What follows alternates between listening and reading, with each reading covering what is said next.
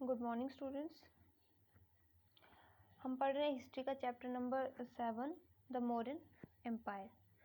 ठीक है, अभी तक हमने इसमें पढ़ लिया कि मौर्यन एम्पायर के को एस्टेब्लिश किसने किया था, उसके फर्स्ट रूलर कौन थे। फर्स्ट रूलर कौन थे उनके? चंद्रगुप्त मौर्य थे। ठीक है, चंद्रगुप्त मौर्य के बाद जो है वो बिंदुसार उसके सेकंड रूलर थे। देन उसके बाद जो थे अशोका थे। ठीक है, फिर उसके बाद हमने पढ़ा था अशोका के एडिक्ट्स के बारे में। अशोका की जो वार हुई कलिंगा के साथ, ठीक है, कलिंगा के साथ जो वार हुई उसके बारे में पढ़ा। उस वार का रिजल्ट क्या हुआ कि कैसे अशोका ने जब वो वार की तो उसके बाद उनका जो था माइंड वो चेंज हो गया। ठीक है, उसके बाद उन्होंने बुद्धिज़्म को अपना लिया, बुद्धिज़्म धर्म उन्होंने अपना लिया। उसके बाद फिर वो क्या थे, उसके प्रचार में लगे, उस धर्म को स्प्रेड करने में लगे। वो उसके लिए वो अलग अलग जगहों पे जाने लगे। अशोका जो थे अलग अलग कंट्रीज़ में अलग अलग रिलीजियस प्लेसेस पे जाने लगे और वहाँ जाकर वो क्या करते थे, उस धर्म को स्प्रेड करते थे, मतलब बुद्धिज़्म धर्म को जो थे वो स्प्रेड करते थे। ठीक है, और क्या करते थे, वहाँ पे अलग अलग जगहों पे जहाँ पर भी वो जाते थे वो क्या करते थे, वहाँ पे कुछ एडिक्ट्स करते थे, मतलब जो वहाँ की जो गुफा वगैरह थी, जहाँ रॉक्स वगैरह थी, वहाँ पर वो क्या करते थे, एडिक्ट्स करते थे, जिनसे जो है लोगों को आसानी से उस रिलीजन के बारे में जो है पता चल सके। ठीक है, तो उसके बाद कल हमने पढ़ा था मौर्यन एडमिनिस्ट्रेशन के बारे में। ठीक है, मौर्यस की जो थी वो एडमिनिस्ट्रेशन कैसी थी, उनका जो शासन था वो कैसा था। ठीक है, तो उसमें कुछ उनकी एडमिनिस्ट्रेशन के कुछ फीचर्स के बारे में कल हमने डिस्कस किया था। ठीक है, जैसे सबसे पहला फीचर्स उनका क्या आ जाता था कि उनके जो एडमिनिस्ट्रेशन थी उसमें क्या थी, सेंट्रल गवर्नमेंट थी। ठीक है, सेंट्रल गवर्नमेंट होती थी। ठीक है, और सेंट्रल गवर्नमेंट में क्या आ जाता था, किंग आ जाता था और क्या आ जाती थी, काउंसिल ऑफ मिनिस्टर।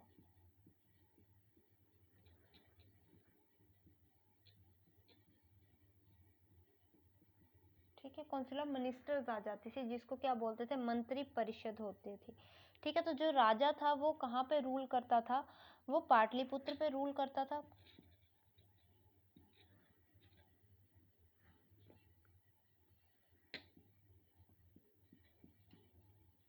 ठीक है, पाटलिपुत्र जो थी ये कैपिटल सिटी थी। ठीक है, तो इसलिए किंग जो था वो पाटलिपुत्र पे रूल करता था। और ये जो काउंसिल ऑफ मिनिस्टर थी, मतलब यहाँ पे इसमें बहुत सारे मिनिस्टर्स हुआ करते थे और हर मिनिस्टर को अलग अलग डिपार्टमेंट दिया होता था और वो मिनिस्टर क्या करता था, अपने डिपार्टमेंट की जो प्रॉब्लम्स वगैरह थी उनको सॉल्व करता था। ठीक है, उसके बाद हमने पढ़ा था इनकी जो प्रोविंशियल एडमिनिस्ट्रेशन के बारे में, ये सेंटर की आ गई। अब हम पढ़े प्रोविंशियल एडमिनिस्ट्रेशन।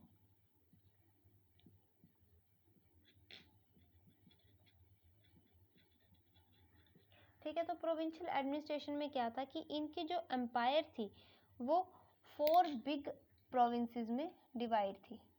ठीक है, कितने प्रोविंसेस में डिवाइड थी, 4 प्रोविंसेस में जो थी इनकी जो एम्पायर थी वो डिवाइड थी। और हर प्रोविंस पे जो रूल था वो कौन करता था, वाइसरॉय करता था। ठीक है, और वाइसरॉय जो था वो डायरेक्ट किसके अंडर काम करता था, किंग के अंडर।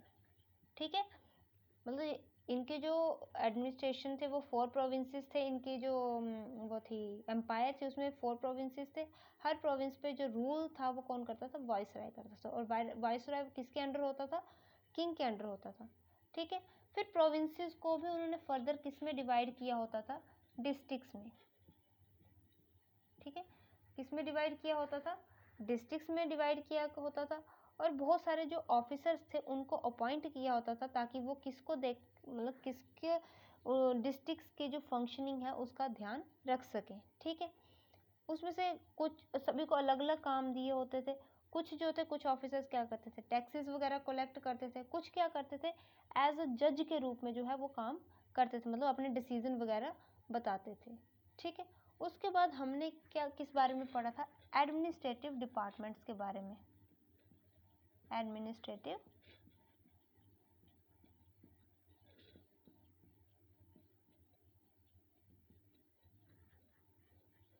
डिपार्टमेंट्स के बारे में हमने पढ़ा था। ठीक है। तो जो इनका जो एडमिनिस्ट्रेटिव वर्क था, ठीक है, उनको अलग अलग डिपार्टमेंट में बांट दिया था, क्योंकि एक ही इंसान जो है वो सारे काम नहीं देख सकता, इसलिए उन्होंने क्या किया था, उन्होंने अपने काम को अलग अलग डिपार्टमेंट्स में बांट दिया था। ठीक है। तो हर जो डिपार्टमेंट था उसका क्या था, एक अपना चीफ हुआ करता था।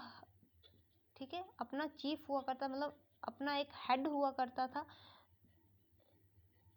ठीक है, अपना एक हेड हुआ करता था जो क्या करता था, उसके डिपार्टमेंट का ध्यान रखता था, उसकी वर्किंग, उसकी फंक्शनिंग को देखता था। ठीक है। और क्या था उसके बाद उन्होंने क्या किया था, उसकी जो सिटी होती थी उसको कौन देखता था, काउंसिल देखती थी, सिटी को काउंसिल देखती थी, और 6 बोर्ड जो थे उन्होंने अपॉइंट किए हुए थे वो जो थे सिटी की फंक्शनिंग को देखते थे। इसके अलावा जो था अशोका ने क्या किया था, कुछ ऑफिशियल्स अपॉइंट किए होते। ठीक है, वो एक स्पेशल ग्रुप था ऑफिशियल्स का जिसको उन्होंने अपॉइंट किया था, और उनको क्या बोला जाता था, धम्मा महामतास। ठीक है, क्या बोला जाता था, धम्मा महामतास। और इनका फंक्शन क्या था, ये क्या करते थे, ट्रैवल करते थे डिफरेंट प्लेसेस में। ठीक है, कंट्री के डिफरेंट प्लेसेस पे जाते थे, और वहाँ जाके क्या करते थे, लोगों की प्रॉब्लम्स को सुनते थे और उनका सोल्यूशन करते थे। और क्या करते थे, लोगों से जो बुद्धिज़्म थी उनकी टीचिंग्स के बारे में उनको बताते थे, और इस धर्म को अपनाने के लिए भी उनसे कहते थे। ठीक है। उसके बाद हमने किस बारे में पढ़ा था, ये तो आगे उसके फीचर्स आगे। ठीक है, उसके बाद हमने पढ़ा था सिटी ऑफ पाटलिपुत्र।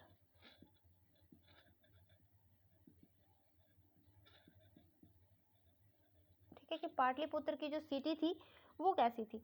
तो जो मेगास्थनीज था जिन्होंने इंडिका बुक लिखी है, उन्होंने बताया हुआ है कि जो पाटलिपुत्र की सिटी थी वो क्या थी, बहुत ज़्यादा बड़ी थी और लार्ज थी, बहुत ज़्यादा लार्ज थी एंड ब्यूटीफुल थी।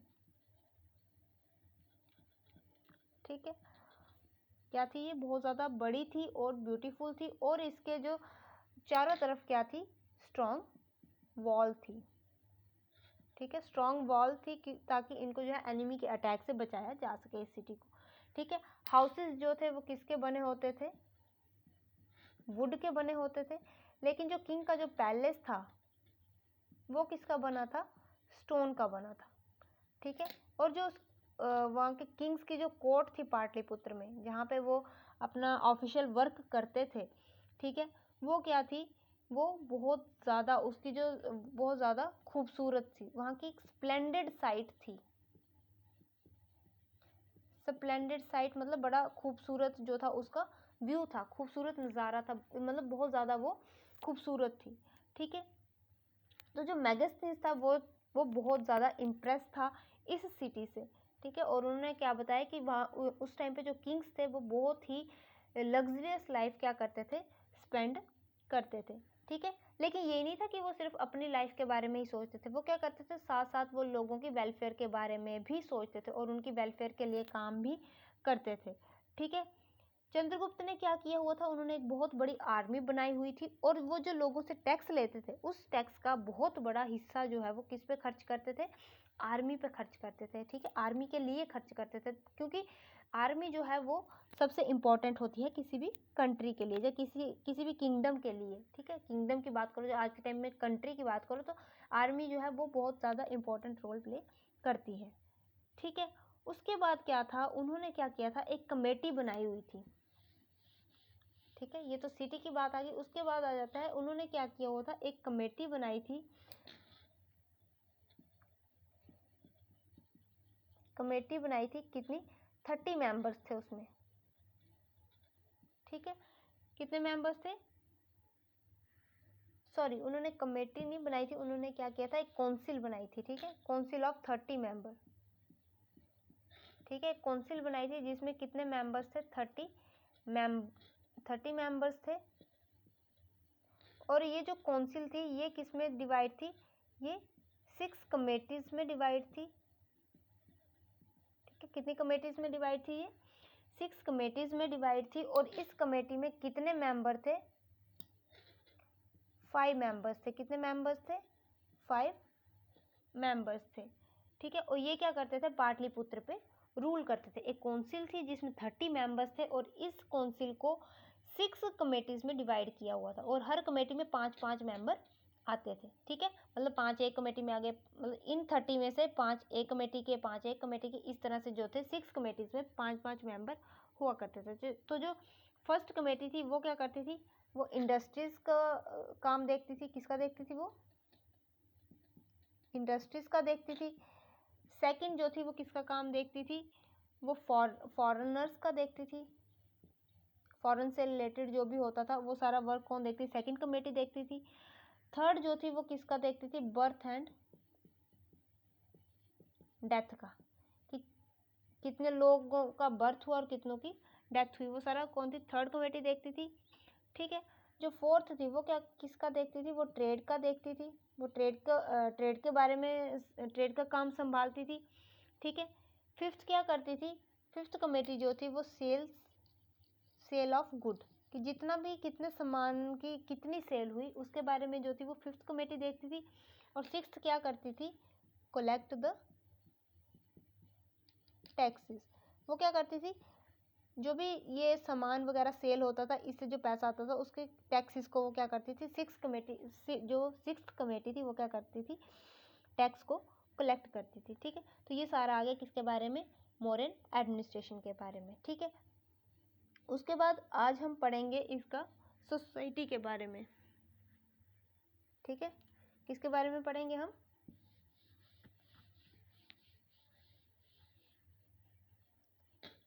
सोसाइटी के बारे में। ठीक है, कि मौर्यन एम्पायर की जो सोसाइटी थी वो कैसी थी। ठीक है। तो जो मौर्यन एम्पायर की जो सोसाइटी थी उसको किस में डिवाइड किया गया था, डिवाइडेड इनटू 4 वर्न्स। 4 वर्ण में जो थी ये सोसाइटी डिवाइड की हुई थी। और इन वर्ण के बारे में किस में बताया हुआ है, अर्थशास्त्र में बताया गया है। ठीक है। अर्थशास्त्र बुक जो थी किसने, कौटिल्य ने लिखी थी, उसमें इन वर्ण के बारे में जो है वो बताया गया। तो ये जो सोसाइटी थी उसको 4 वर्ण में जो है डिवाइड किया गया था। ठीक है। कहते हैं जो अशोका के जो एडिक्ट्स थे उसमें हमें किस बात का प्रूफ मिलता है कि उस टाइम भी जो सोसाइटी थी वो उसमें भी क्या था, कास्ट सिस्टम हुआ करता था। ठीक है। उस टाइम की सोसाइटी में भी कास्ट सिस्टम हुआ करता था। ठीक है। उसमें जो सबसे पहले कौन आ जाते थे, ब्राह्मण्स आ जाते थे। तो ब्राह्मण को जो थी वो बहुत ज़्यादा क्या दी जाती थी, रिस्पेक्ट दी जाती थी। ठीक है। ब्राह्मण्स को क्या दी जाती थी, सोसाइटी में बहुत ज़्यादा रिस्पेक्ट दी जाती थी। वो क्या करते थे, वो कोई भी जो है टैक्स पे नहीं करते थे। ठीक है। ब्राह्मण्स क्या थे, वो कोई भी टैक्स जो था वो पे नहीं करते थे। ठीक है। उसके बाद क्या आ जाता था कि जो एग्रीकल्चर था, एग्रीकल्चर जो था वो क्या था, मेन ऑक्यूपेशन थी। ऑक्यूपेशन मतलब जो काम था, सोर्स ऑफ अर्निंग थी, जो एग्रीकल्चर था वो मेन ऑक्यूपेशन था लोगों का। ठीक है। अब जो फार्मर्स थे, ब्राह्मण्स को कोई टैक्स पे नहीं करना पड़ता था। ठीक है। लेकिन जो फार्मर्स थे उनको क्या करना पड़ता था, उनको टैक्स जो है वो पे करना पड़ता था। ठीक है। और टैक्स किस चीज़ का पे करना पड़ता था, उनको जिस ज़मीन पर वो खेती बाड़ी करते थे उसका भी टैक्स उनको पे करना पड़ता था। और खेती बाड़ी के लिए जो पानी वो यूज़ करते थे उस पर भी उनको टैक्स देना पड़ता था। मतलब बोथ लैंड और वाटर पर उनको क्या करना पड़ता था, टैक्स देना पड़ता था। ठीक है। उसके बाद आ जाते थे हर्ड्समैन और शेफर्ड्स। कौन कौन आ जाते थे उसके बाद, उसमें आ जाते थे हर्ड्समैन और शेफर्ड्स।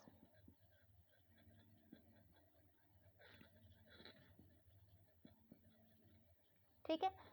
हर्ड्समैन मतलब चरवाहे, जो भेड़े बकरियां वगैरह चराते हैं, और शेफर्ड्स। ठीक है। फिर ये आ जाते थे, तो ये कहाँ रहते थे, ये विलेज में रहते थे। ठीक है। हर्ड्समैन और शेफर्ड्स कहाँ रहते थे, विलेज में रहते थे। इनके अलावा और कौन आ जाते थे, वीवर्स आ जाते थे। ठीक है। ब्लैक स्मिथ, लोहार आ जाते थे। उसके बाद और कौन आ जाते थे, इसमें आ जाते थे वीवर्स आगे, ब्लैक स्मिथ आगे, पॉटर्स आगे, कारपेंटर्स आगे। ठीक है। ये सारे कहाँ रहते थे? विलेज में रहते थे, और ये थे ब्राह्मण से लो कास्ट में जो आ जाते थे, ठीक है। ठीक है। और इस टाइम पे क्या था, जो inland as well as foreign trade, inland and foreign trade, मतलब अब हम ट्रेड की बात कर रहे हैं तो इनलैंड ट्रेड आ जाता है, मतलब जो कंट्री के अंदर ही चलता है, और फॉरेन ट्रेड आ जाता है जो हम एक कंट्री से दूसरी कंट्री के साथ जो ट्रेड करते हैं। तो वो जो था उस टाइम पे इनलैंड ट्रेड और फॉरेन ट्रेड, ये दोनों ट्रेड ही जो थे वो बहुत अच्छी तरह से फ्लोरिश कर रहे थे, मतलब बहुत अच्छे चल रहे थे, ठीक है। उसके बाद इसमें क्या आ जाता है कि जो ट्रेड में मनी थी, ठीक है, इन ट्रेड से जो मनी आती थी, ये ट्रेड करने से जो मनी आती थी, उस मनी का यूज़ ये किस में करते थे? फर्दर ट्रेड को ही आगे बढ़ाने में यूज़ करते थे, और किस में करते थे? सैलरीज देने में, ठीक है। ये जो इनलैंड और फॉरेन ट्रेड हुआ, इससे जो मनी आती थी, ठीक है, उसका यूज़ कहाँ करते थे?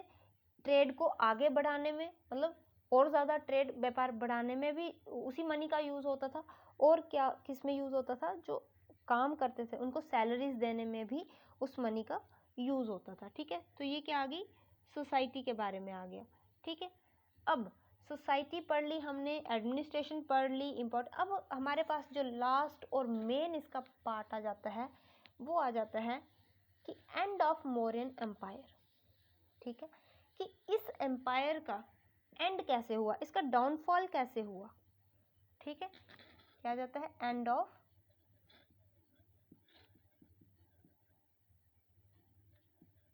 Mauryan empire,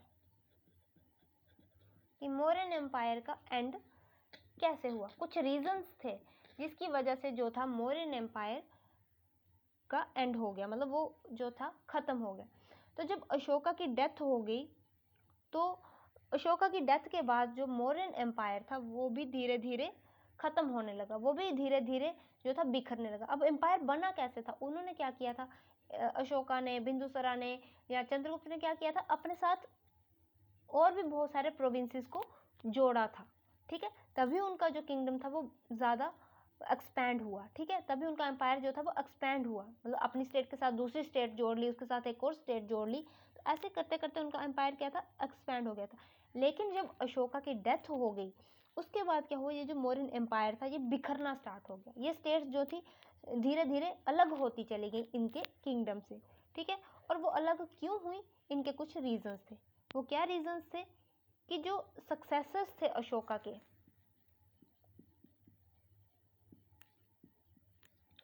successors of Ashoka were weak, ठीक है। सक्सेसर्स कौन होते हैं? उत्तराधिकारी, मतलब जो उनके आगे रूल करने वाले थे, अशोका के जो बेटे वगैरह होंगे, तो वो जो थे वो बहुत ज़्यादा कमज़ोर थे, ठीक है। वो इतने, इस वजह से क्या हुआ कि जो इनकी एम्पायर के वेरियस रीजन्स थे वो क्या होने लगे? धीरे धीरे इस एम्पायर से कट ऑफ होने लगे, मतलब वो जो उनके वेरियस रीजन्स थे वो क्या करने लगे? खुद को अलग करने लगे एम्पायर से, ठीक है। और एक दूसरे से भी अलग होने लगे, मतलब उन्होंने क्या किया? खुद को एक इंडिपेंडेंट स्टेट बना लिया, ठीक है। बहुत सारे प्रोविंसेस ने क्या किया? खुद को एक इंडिपेंडेंट स्टेट बना लिया, वो मौर्यन एम्पायर से अलग हो गए। तो जो मौर्यन किंग्स, मौर्यन एम्पायर के जो सक्सेसर्स थे, ये जो सक्सेसर्स थे ये इतने कैपेबल नहीं थे, इतने एबल नहीं थे कि ये क्या कर सके? उन स्टेट्स को अपने साथ जोड़ के रख सके या फर्दर अपना एम्पायर एक्सपैंड कर सके, ठीक है। और ये इतने एबल भी नहीं, और इसी का फ़ायदा जो था वो बाकी के प्रोविंसेस ने लिया, ठीक है। उन्होंने क्या किया? वो मौर्यन एम्पायर, अब अगर हमारे पास हम एबल ही नहीं है तो दूसरे लोग तो इसका फ़ायदा उठाएंगे, तो वैसे ही ये इतने एबल नहीं थे कि उनको जोड़ के रख सकें। तो इससे क्या हुआ कि जो बाकी के प्रोविंसेस थे उन्होंने इस बात का फ़ायदा उठाया, और वो क्या हुआ? धीरे धीरे मौर्यन एम्पायर से अलग हो गए, मतलब मौर्यन एम्पायर के अंडर नहीं रहे, और खुद एक इंडिपेंडेंट स्टेट्स उन्होंने बना ली, मतलब अपना अलग रूल करने लग पड़े वो, ठीक है। तो उसके बाद क्या हुआ कि अशोका जो थे, अशोका की डेथ कब हुई थी? अशोका की डेथ हुई थी 232 BCE में, ठीक है। 232 BCE में जो थी अशोका की डेथ हुई थी तो जो उनके उत्तराधिकारी थे आगे, उनके जो सक्सेसर्स थे वो अच्छे रूलर्स नहीं थे, ठीक है। वो क्या थे, वो काफ़ी ज़्यादा वीक थे, तो जिसकी वजह से हमने पहले पढ़ा कि प्रोविंसेस जो थे वो बिखरना स्टार्ट हो गए, ठीक है। तो उसके बाद क्या हुआ, अराउंड 205 BCE, ठीक है, 205 BCE के आसपास क्या हुआ, जो फिर कौन से रूलर्स आए, बैक्टेरियन रूलर्स आए, ठीक है। कौन से रूलर्स आए, बैक्टेरियन रूलर्स आए, ठीक है। कौन से रूलर्स आए, बैक्टेरियन रूलर्स आए, और उन्होंने क्या किया, इंडिया पर अटैक किया, ठीक है, इंडिया पर अटैक किया, ठीक है। और अब कुछ हिस्सों में अपना रूल जो था वो एस्टेब्लिश कर लिया, ठीक है। उसके 20 साल बाद, बैक्टीरियन रूलर्स के आने के 20 साल के बाद क्या हुआ, 185 BCE में एक कमांडर इन चीफ था आर्मी का जिसका नाम था पुष्यमित्र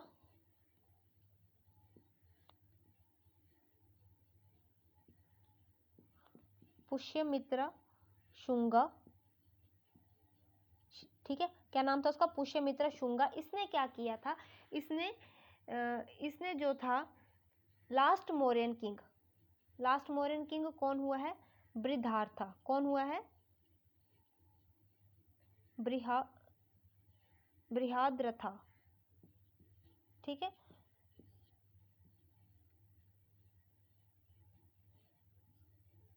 बृहद्रथा जो था लास्ट मौर्यन किंग था, तो पुष्यमित्र शुंगा ने क्या किया, इसके ऊपर अटैक किया और शुंगा डायनेस्टी को एस्टेब्लिश किया, ठीक है। जैसे चंद्रगुप्त मौर्य ने धनानंद पर अटैक करके नंदा डायनेस्टी को खत्म करके मौर्यन एम्पायर को एस्टेब्लिश किया था, वैसे ही ये जो पुष्यमित्र शुंगा था, इसने क्या किया, लास्ट मौर्यन किंग बृहद्रथा पर अटैक किया, उसको मारा और उसके बाद शुंगा डायनेस्टी की उसने क्या की, स्थापना की। तो लास्ट मौर्यन किंग कौन था,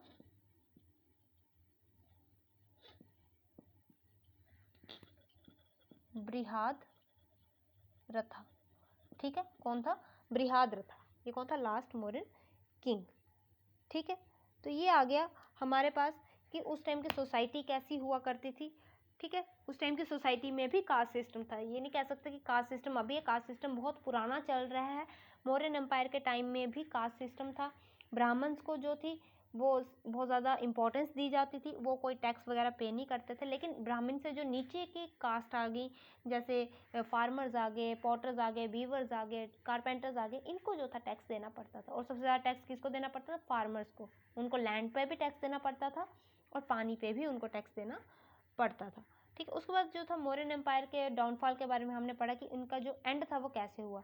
तो वो क्या था कि उनके जो सक्सेसर्स थे आगे, वो इतने एबल नहीं थे कि वो अपनी एम्पायर को मजबूत बना सके। मतलब वो बहुत ज़्यादा वीक थे, वो इस एबल नहीं थे, उनमें इतनी काबिलियत नहीं थी कि वो अपनी एम्पायर को जोड़ के रख सके। तो इसका फ़ायदा किसने उठाया, बाकी के प्रोविंसेस ने उठाया।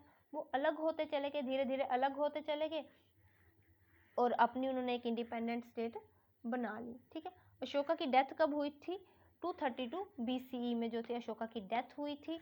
और अशोका की डेथ के बाद 205 BCE के करीब करीब जो थे इंडिया पर बैक्टीरियन रूलर्स ने अटैक किया और कुछ पार्ट्स पर उन्होंने अपना रूल किया। और बैक्टीरियन रूलर्स के बाद 20 साल के बाद कौन सा पुष्यमित्र शुंगा ने क्या किया, बृहद्रथा जो कि मौर्यन एम्पायर का लास्ट रूलर था, उस पर अटैक किया, उसको मारा और उसके बाद शुंगा डायनेस्टी की जो थी वो स्थापना की। So this is all about the Mauryan empire कि मौर्यन एम्पायर क्या थी, मौर्यन एम्पायर कैसे एस्टेब्लिश हुई, मौर्यन एम्पायर के अंडर उनकी एडमिनिस्ट्रेशन कैसी थी, उनकी सोसाइटी कैसी थी, ये सब हमने पढ़ा, ठीक है। और उसके बाद मौर्यन एम्पायर का एंड कैसे हुआ ये हमने पढ़ा। होप आप सभी को समझ आया होगा, अगर नहीं आया होगा तो आप फिर से पूछ सकते हैं। Thank you.